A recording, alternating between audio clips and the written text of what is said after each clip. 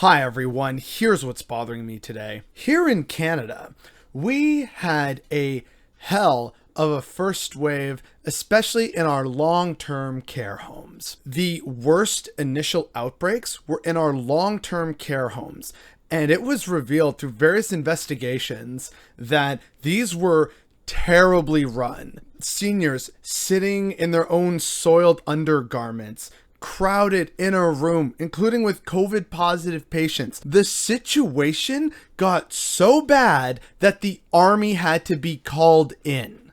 And what the military saw inside these long-term care homes was so horrifying and traumatic, they had to bring in experts, mental health experts, to deal with what they were seeing.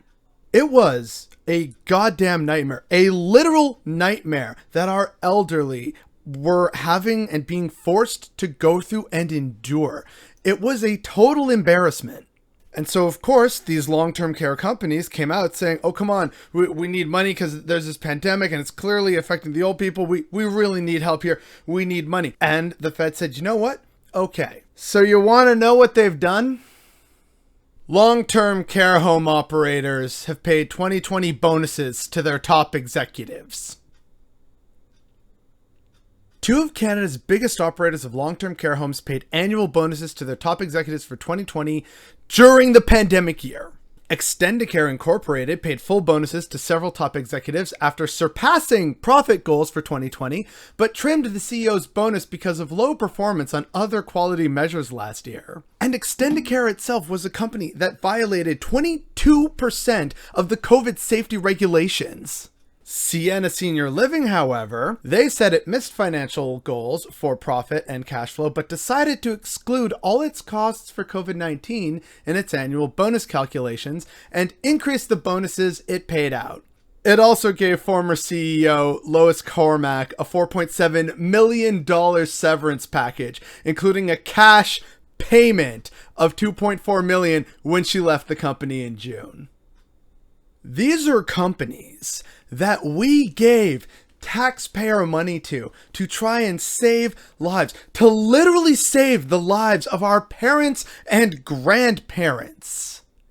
And the situation was so dire that the army had to be called in.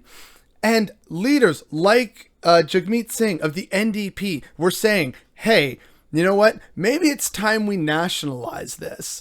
And Trudeau and the Liberals said, oh, I don't know. And, it's a jurisdiction issue. But the situation was so bad that they had to go in anyway. And now, even after all the horrors that we have seen with long-term care homes, we are seeing once again that they are paying million-dollar bonuses to their top executives. Literal cash bonuses for grandma and grandpa or your parents to suffer crowded in a room in the name of money making. And she was rewarded with cash for that. These companies literally demanded help and money from governments, and they turn around and take our taxpayer dollars and pay out cash bonuses to their executives who allowed those places to become so horrifying in the first place. It is high time that we nationalize long-term care homes for the health and safety of not only those who are currently there, but those of us like you and me who will probably end up there at some point in the future. And if this is how they're operating and taking that money and giving it to people who arguably have blood on their hands, that is a terrifying problem and it needs a solution. And the fact that we aren't having this conversation is definitely what's bothering me today.